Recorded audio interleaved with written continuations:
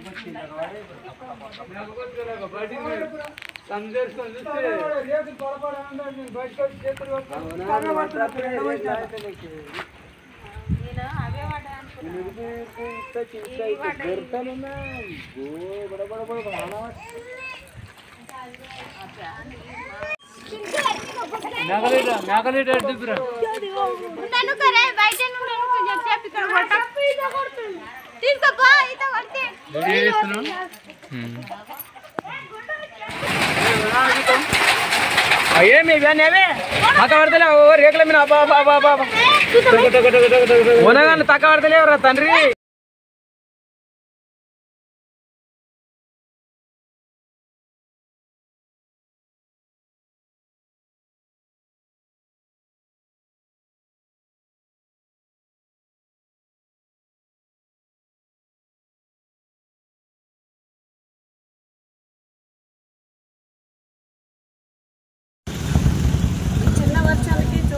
ఈరోజు పడినటువంటి అకాల వర్షం ఒక హాఫ్ అన్ అవర్